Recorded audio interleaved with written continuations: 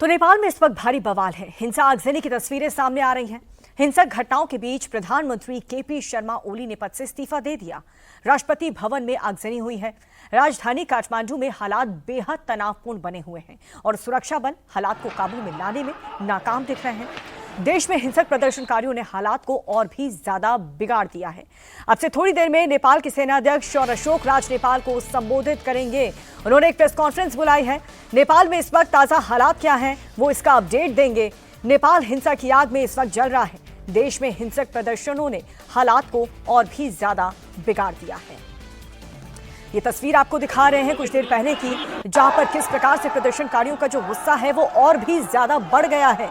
प्रधानमंत्री के इस्तीफे के बाद लगा था कि ये हिंसा में कुछ कमी आएगी, लेकिन ऐसा कुछ भी नहीं हुआ। अभी भी लगातार वहां पर तोड़फोड़, आगजनी, पत्थरबाजी हर तरफ देखने को मिल रही है। तो नेपाल में किस तरह से उपद्रवियों ने उत्पात मचाया है, उसकी तस्वीरें सामने आ रही हैं।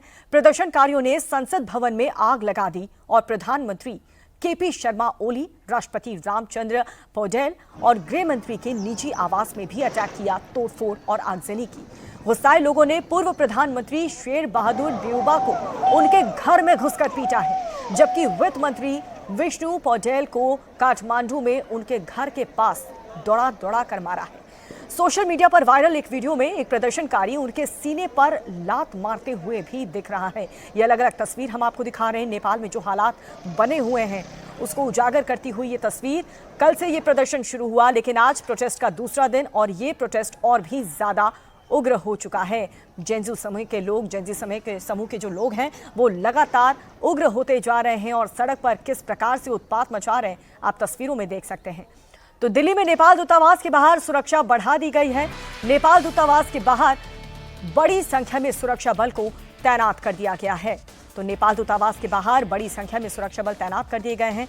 दिल्ली में जो नेपाल दूतावास है वहां पर सुरक्षा बढ़ा दी गई है। जो नेपाल में पड़ोसी देश में जो हालात बने हुए हैं उसको देखते हुए एहतियातन यहां पर भी सुरक्षा बढ़ा दी गई है। दिल्ली में नेपाल दूतावास जो दफ्तर है उसके बाहर भारी संख्या में सुरक्षा बलों को तैनात कर दिया गया है, क्योंकि नेपाल में जो मौजूदा स्थिति है वो फिलहाल हिंसा कम होने का नाम नहीं ले रही।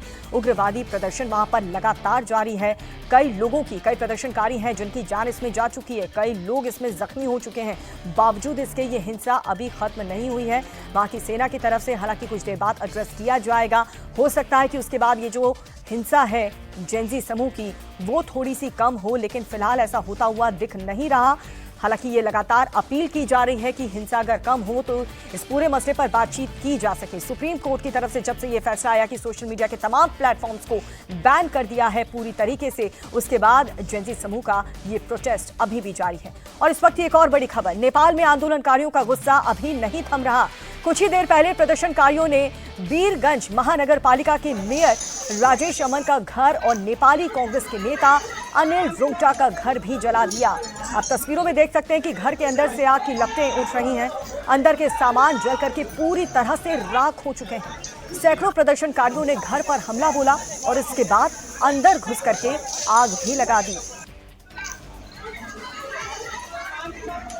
इन प्रदर्शनकारियों को रोकने के लिए हर मुमकिन प्रयास सेना की तरफ से किया जा रहा है। आंसू गैस के गोले दागे जा रहे हैं, लेकिन किस प्रकार से ये लोग घर में दाखिल हो रहे हैं, सरकारी दफ्तरों में दाखिल हो रहे हैं और आगजनी कर रहे हैं। काठमांडू के मेयर बालेन शाह की अपील, जेंजी देश आपके हाथ में है। बालेन शाह की तरफ से ये बात की जा रही है और अपील भी की जा रही है कि ये हिंसा कम हो, कितना भी नुकसान हो आप हमारे रहेंगे। बालेन शाह की तरफ से ये बात कही गई। अब घर वापस चले जाओ। बालेन शाह जिनको लेकर के कहा जा रहा है कि मांग की जा रही प्रदर्शनकारियों की तरफ से कि ये अगले प्रधानमंत्री बने।